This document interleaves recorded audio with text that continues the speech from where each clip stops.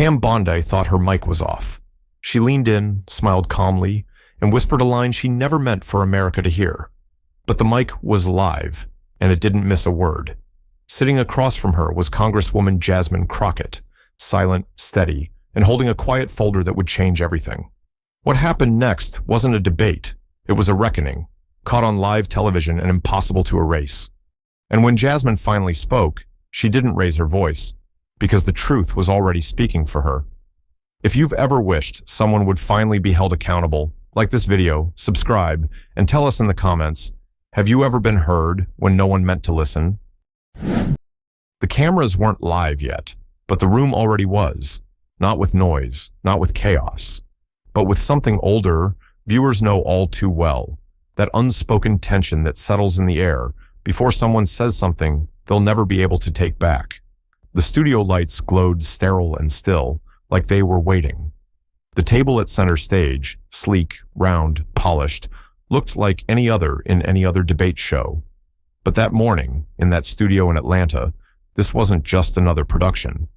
This wasn't just politics as usual. Pam Bondi entered first, former Florida Attorney General, blonde, camera-ready, confident in heels that barely clicked as she moved. She smiled like she owned the place because, in her mind, she did. She was the guest with seniority, with experience, with connections. And on sets like this, that meant something. She greeted the crew by name, some she knew from before, some she didn't bother to remember. She made small talk with the director. "How's your daughter doing in college?" she asked with a familiar nod. She even complimented the makeup assistant, not out of sincerity, but because she knew compliments kept people pliable. Then she turned and asked, almost offhandedly, "Crockett's the guest today, right? Still playing the quiet type?" She chuckled. No one responded. And across the room, a woman in chair 3 adjusted the blue folder in her lap and said nothing. Congresswoman Jasmine Crockett didn't laugh. She didn't shift in her seat. She didn't look up. Her blazer was crisp, her hair pulled back. She wore no visible jewelry, just a lapel pin and that folder. Her eyes were down, fixed on the spine of the document she hadn't yet opened. She hadn't arrived with a media handler, no stylist, no talking points on cue cards. She'd walked in alone, nodded to each crew member individually, and sat, without a single request for lighting, audio, or camera angles. She didn't need the room to adjust to her. She had long ago decided she would not shrink to fit the frame. Off camera, the control room stirred. Nathan Boyd, head audio engineer for the network, adjusted his headset and glanced at the levels. Pam's mic was hot, literally and figuratively. The gain was just a little too high. He could hear the faint scrape of her jacket as she shifted, the subtle clicks of her bracelet against her cuff. That wasn't normal, not for Bondi. She liked tight audio, clean recordings. But today, it was different. The sound was raw, sensitive, and he didn't dial it back. He didn't fix it, because Nathan had been doing this for 20 years. And in those years, he'd learned a quiet truth. Not all silence is empty, and not all noise is accidental. The young production assistant, Maya, passed behind him and glanced at the levels. She said nothing either, but she knew. Pam Bondi was loud, Jasmine Crockett was listening, and the mic was recording both.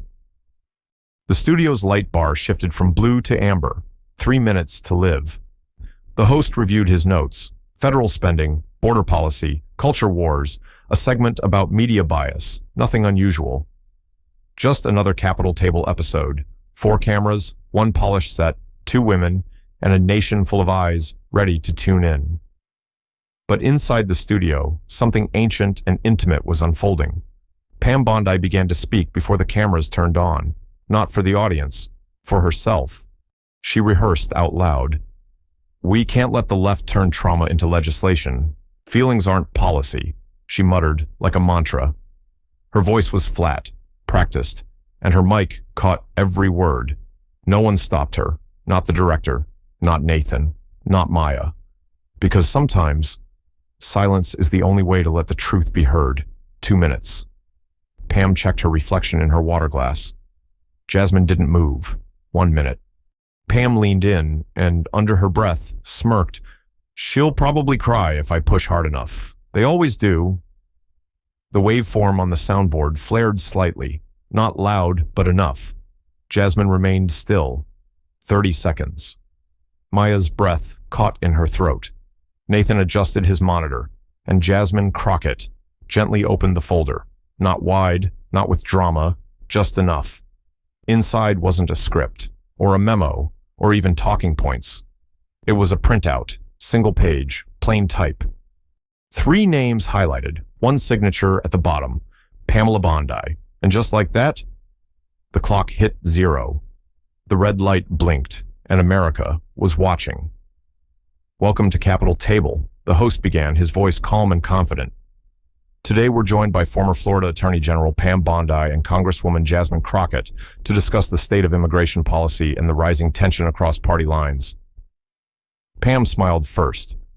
"Thank you for having me," she said, her tone sweet like iced tea with a twist of vinegar.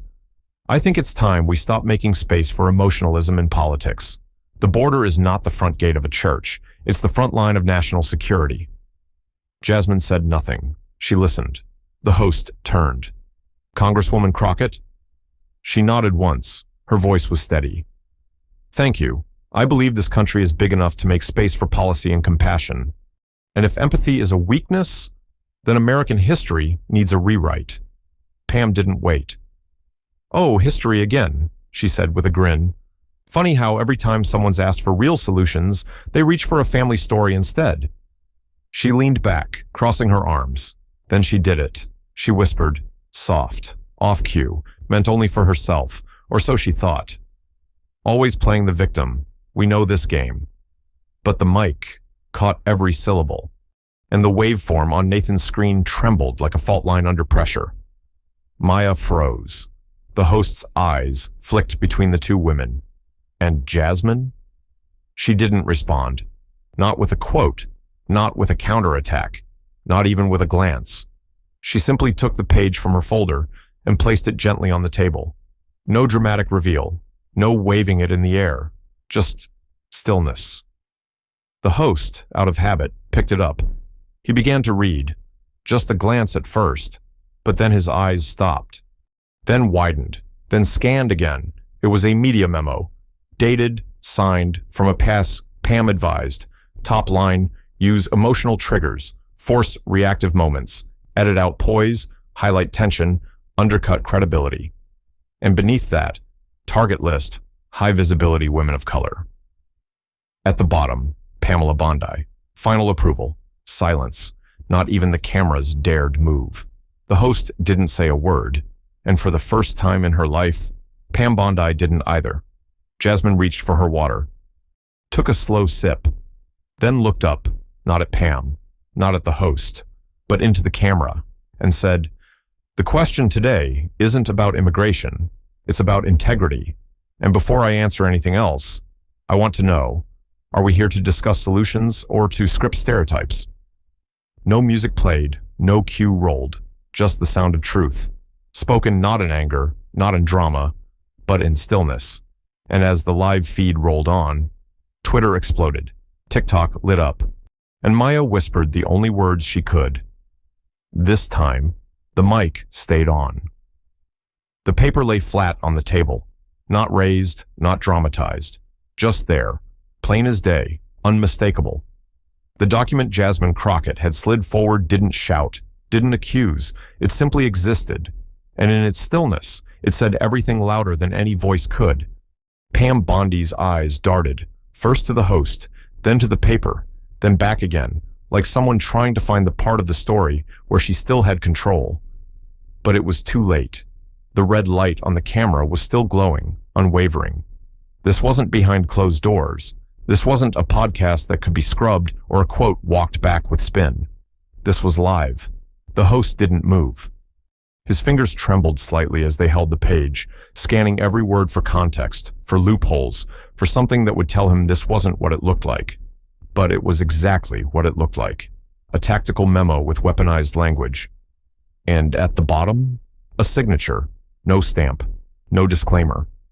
Just the clean, confident scrawl of Pamela Bondi. It was Maya, the young assistant in the control booth, who first realized what was about to happen. She didn't say a word. She just stood, her headset pressed tight to her ear, eyes wide. She knew what this was. She'd seen this memo before, 3 weeks ago, forgotten in the printer tray. No cover sheet, just a title. Pre-engagement protocol for hostile debates. She hadn't thought much of it then. She'd scanned it, puzzled, and set it aside. It wasn't until she saw the signature that her stomach turned. Pam Bondi. It had sat on the edge of the console all day until Nathan, the senior audio tech, quietly picked it up, folded it, and said, "Sometimes what they don't plan to air is what the country most needs to hear." Now here it was, on screen, in real time, in Jasmine's hands. And Maya understood the weight of what she was watching. Not just a confrontation, not just a slip-up, a system being exposed by a woman who refused to raise her voice. Pam tried to speak, tried to reclaim the air. "I don't know where that came from," she said, her voice thin but practiced. "It looks like something fabricated, taken out of context." But her face betrayed her. Not guilt, not fear, panic. The kind of panic you see in someone who's realizing that silence has turned against them. Jasmine didn't reply right away. She didn't lean in. She didn't flinch. She simply folded her hands together and said, "Before you try to spin this, let me ask you something simple, Pam. Did you approve this document?" Pam blinked. It was emailed from your domain. The timestamp matches the Zoom meeting you attended. I have the recording. I'm not asking if you wrote it. I'm asking if you signed off on it." The host looked between them, his mouth slightly open but unsure of where to go next. The cue card in his hand suddenly felt irrelevant. The studio had shifted. This wasn't a debate. It wasn't a back and forth. It was a moment of reckoning. Pam finally found words. "This feels like a trap." Jasmine didn't move. "Only if you walked into it carrying the bait."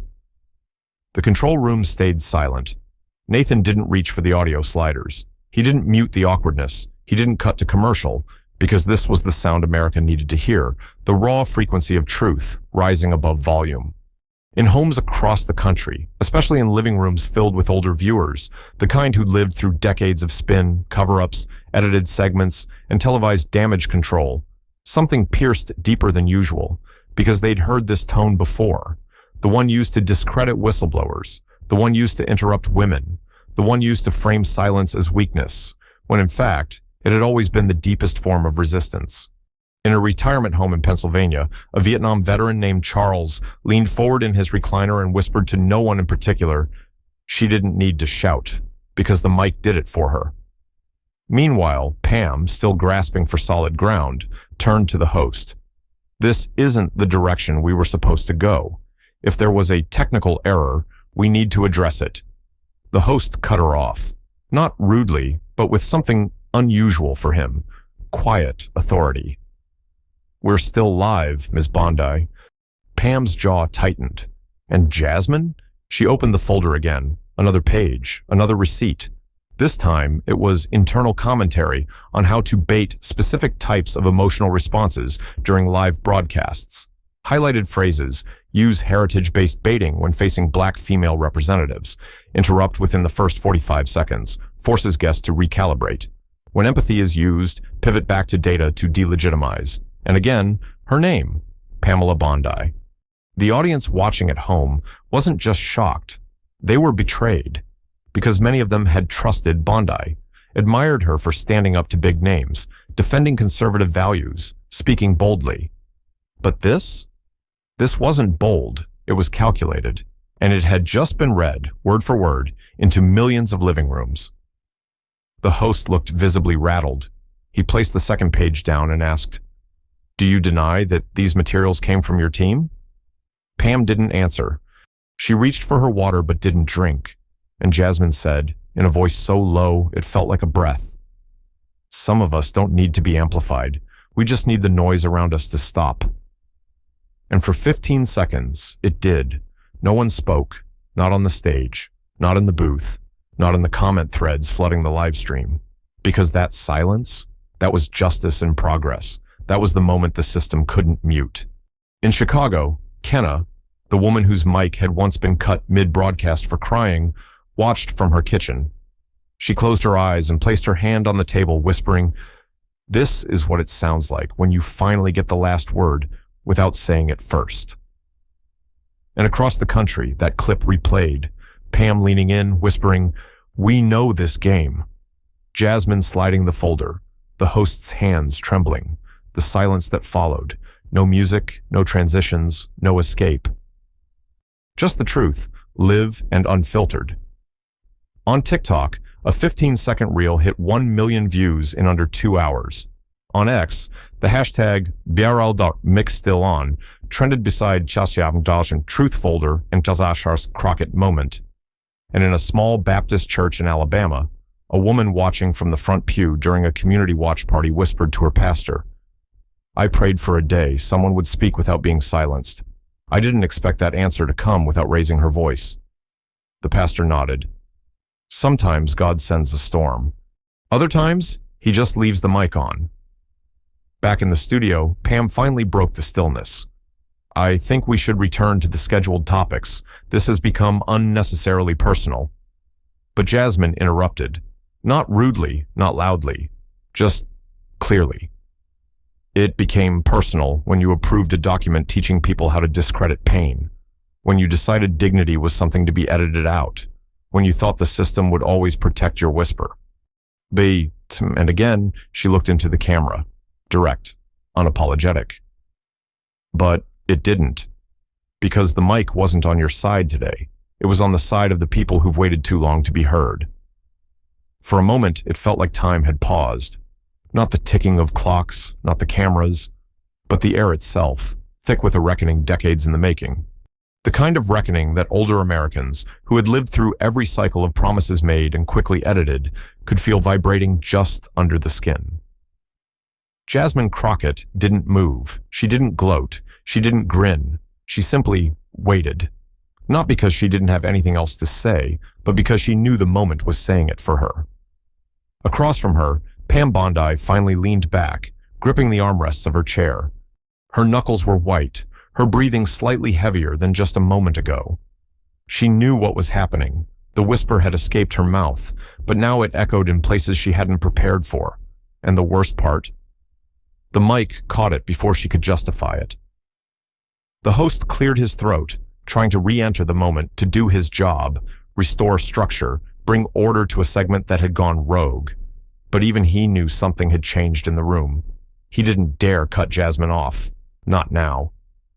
Not after that. He turned to Pam instead. "Ms. Bondi, is there any formal response you'd like to give to the documents Congresswoman Crockett has shared?" Pam paused, not because she was speechless, but because every word from here on out would live forever. She straightened her shoulders, looked into the camera, and said, "I've served this country. I've stood for truth and accountability for decades. And I've never approved of targeting people based on race or emotion or anything like that. If there's a document, and if it has my name, I want to see the full context." The host blinked slowly. Jasmine slid the second page forward. Another document, another internal memo. This one included email headers, clear metadata, names, dates, a footnote citing approval following a review with media advisors. Pam glanced at it. Her eyes didn't even make it halfway down the page. "I didn't see this before," she said flatly. And Jasmine, ever steady, replied, "You didn't need to. You trusted it to do the damage without your fingerprints." A hush swept over the room again. But this time, it wasn't silence. It was alignment. It was the moment when truth stopped being a whisper and became a room-filling presence. In a small home in North Carolina, a widow named Judith, 74 years old, sat watching from her sunroom. She had grown up in the South, marched with her church group in the 60s, and had long given up on television debates. But that day, she leaned forward, hands clasped tight. "This," she whispered to the screen, "is what it means to answer without raising your voice." On social media, the clip was everywhere. 4 seconds. Jasmine sliding the page, Pam frozen, the host blinking. No special effects, no lighting shift. But it gripped millions. Because it was the moment a whisper fell into Justice's lap and got played out loud. Meanwhile, in the studio, Jasmine finally unfolded the third and final sheet. Not another tactic memo. Not another policy script. This one? A transcript. Pam's own words from a call recorded internally and archived by her own media training team. The words weren't public. They weren't meant to be. But Jasmine had them. And as she read, slowly and clearly, it became clear to everyone watching. Pam hadn't just whispered once. She had orchestrated a strategy over weeks. These candidates break because they rely too much on sympathy. Don't challenge them with policy. Challenge their tone, Pam had said. Make them prove they're stable enough for leadership. If they flinch, we've won. If they don't, we cut it to look like they did. Jasmine didn't editorialize. She just folded the transcript neatly and pushed it forward. And finally, Pam's voice broke. You don't know the pressure I'm under. These interviews, these debates, they're all traps for me too. And Jasmine turned to her, not angrily, not vindictively, just honestly. Then maybe stop building them for others. The audience at home heard it, not just in words, but in the cracking of the old script. Pam wasn't fighting anymore. She was flailing. The power wasn't in her voice. It was in the mic she couldn't turn off. In Detroit, a retired school principal turned off the stove mid-cooking to watch the moment unfold. She brought the storm, he murmured, but Jasmine brought the silence that finally drowned it. And then, something happened that no one expected. Jasmine took the blue folder, stood up slightly, and handed it to the host. I'm not here to win a segment, she said. I'm here to restore context to conversations that have lost it. If this is what wins airtime now, then I'd rather speak truthfully and walk away than be edited into a caricature. The host reached out, took the folder, stunned. He looked up and said, Do you want to continue the debate? Jasmine shook her head. There's no debate, not anymore.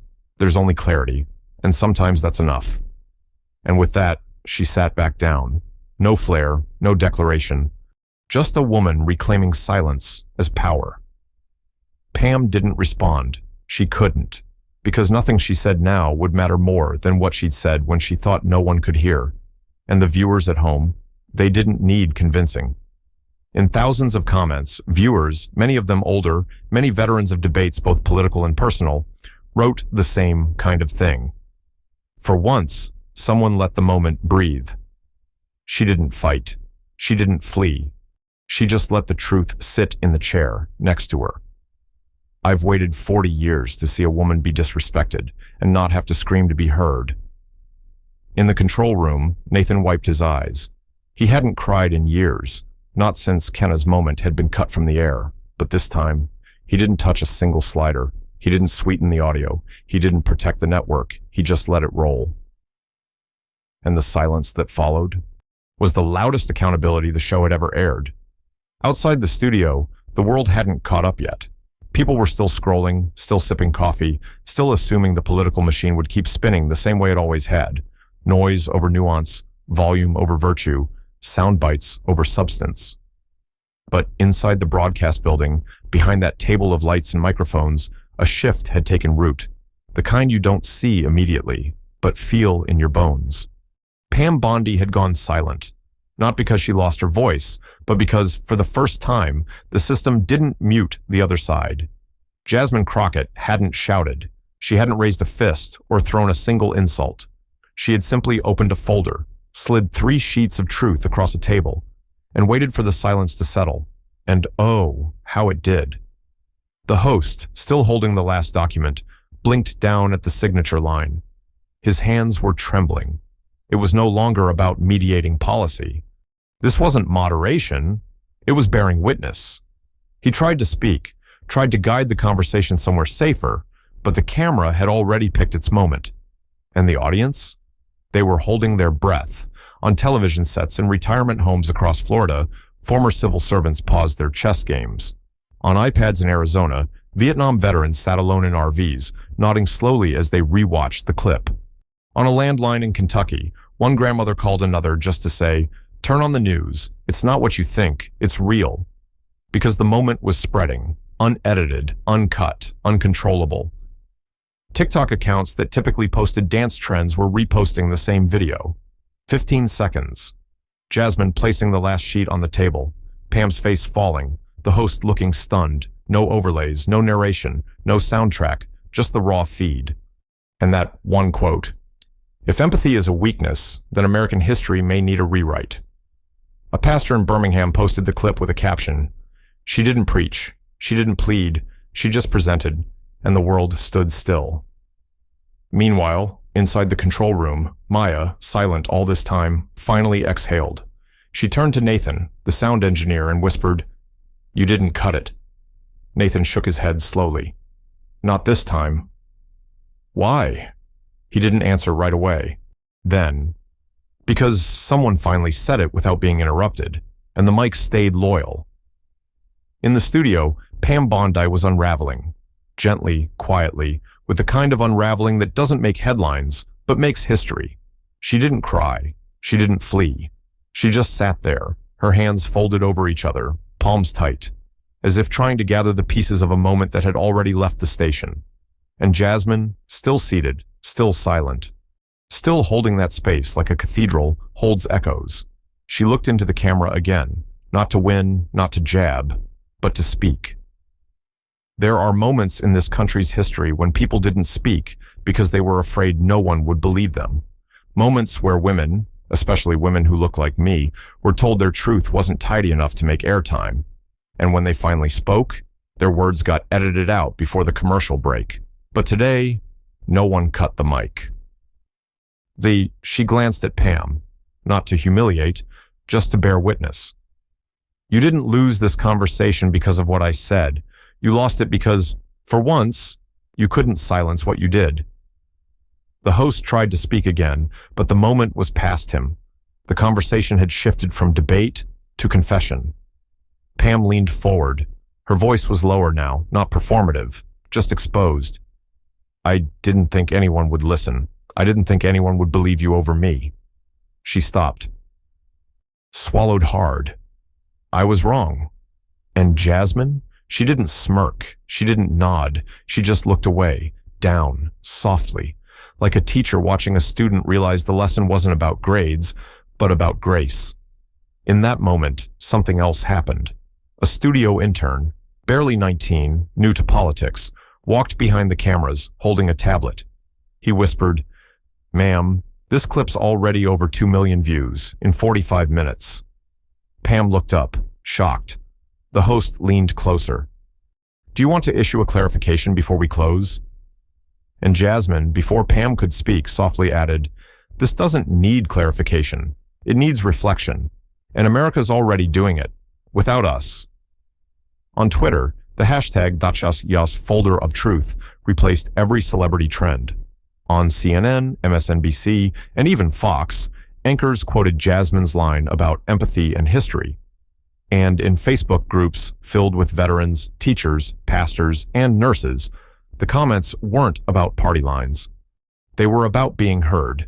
In a barbershop in Baltimore, a customer stood and said, "For once, the moment didn't run away. It stood its ground." Back in the studio hallway, as the cameras dimmed and the outro music cued, Jasmine stood. She gathered her folder, straightened her blazer. No fanfare, no selfies, no handlers. Pam remained seated, the host beside her, and Jasmine turned one last time. "If this broadcast teaches us anything," she said, "it's that real power doesn't come from talking over someone. It comes from letting the mic record when the world least expects it." She walked off set, quiet, composed, unshakable, and outside the door, in the hallway lined with lights and posters of former guests, she passed a janitor with a mop. He looked up, his eyes filled with something close to tears. "I watched," he said quietly. She stopped. "Did it land?" He nodded. "My daughter cried," she said. "Mommy, she didn't yell, and still, everyone listened." Jasmine smiled. "Then I guess we did our job." And with that, she was gone, out the side door, into the street. No press waiting, no interviews scheduled. But across America? The conversation had already begun. The studio was quiet now, not the kind of quiet that lingers after a taping, where crew members stretch their backs and chat about dinner plans. This was something heavier. It was the silence of aftermath, the kind of stillness that follows not a scandal, but a shift. Jasmine Crockett had left the stage. Pam Bondi had stayed behind, fingers still brushing the edge of a document she could no longer deny. The host sat frozen, staring at his notes like they'd been written for another show, another timeline, a version of reality where control was scripted and justice didn't make it to air. In the control room, Nathan leaned back in his chair, removed his headset, and whispered to no one. It aired. It all aired. Maya didn't say a word. She just stared at the waveform monitor, still pulsing with the echo of a voice that refused to be cut. Then the call came in. The network execs, legal. They wanted to know, was there a backup? Could the moment be blurred? Was there any footage we could scrub before the upload hit syndication? But the clip had already escaped. A junior crew member had saved the raw stream to a cloud folder the moment Jasmine placed the second page down. Not out of defiance, just instinct. A quiet sense that something sacred was happening and that it needed to be preserved. The file, unedited, uncompressed, 1080p, labeled episode She Truthwave Final.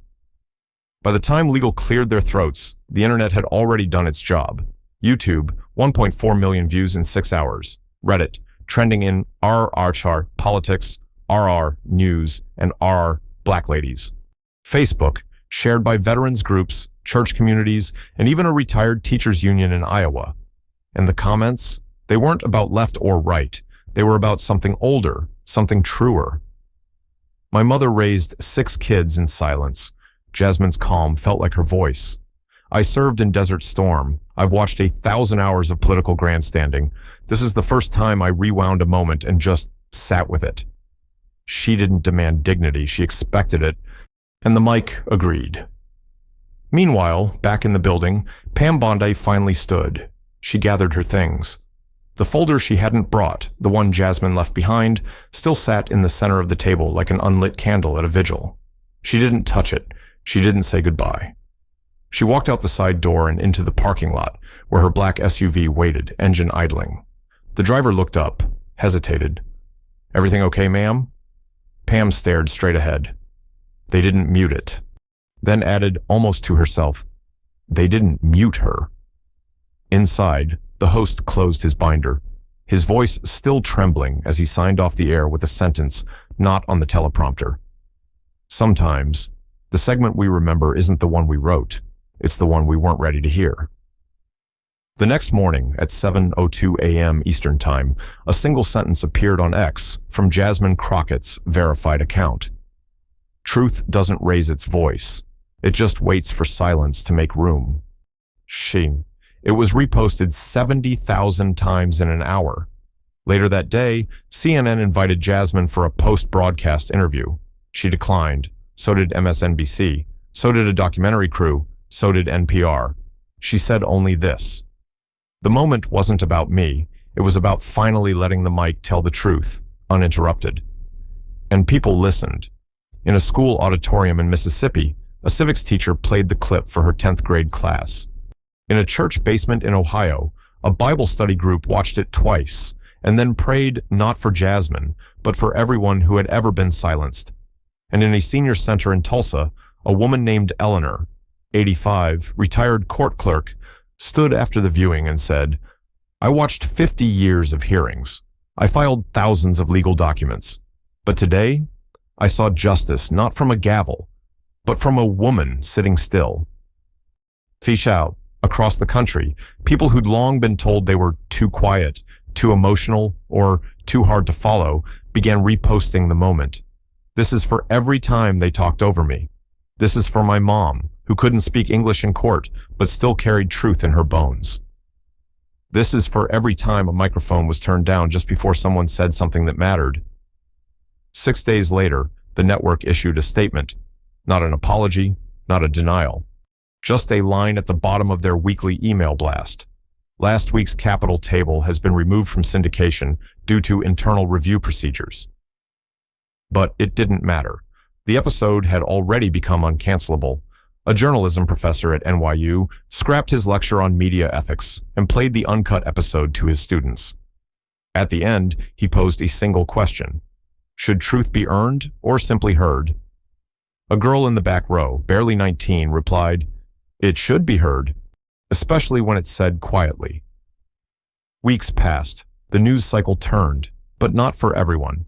In Jasmine Crockett's office, the folder remained framed on a shelf. Not for display, not for drama, but for memory. Right next to it, a printed comment from a viewer. You didn't shout, and for once, the room got quiet anyway. Below that, a handwritten note from a child. I saw you on my mom's phone. I want to grow up brave and soft like you. That. And Jasmine, when asked later by a local journalist if she considered it a win, replied, "This wasn't a win. It was a warning that even when the system is built to talk over us, sometimes the mic picks the right side." In a small bookstore in Oakland, tucked between a section on American politics and memoirs of civil rights leaders, a television played the clip on loop. Jasmine sliding the folder, Pam frozen, the host blinking. No soundtrack, no editing, no slogan. Just the moment America remembered what justice looked like, when it wore no armor but truth. And one older customer watching, glasses fogged from tears, said softly, "She didn't raise her voice, but somehow the whole country finally heard us." And now, if this moment stirred something in you, like, share, and subscribe. Drop a comment below. Have you ever been silenced when it mattered most? Your voice matters here, because this time the mic stays on for all of us.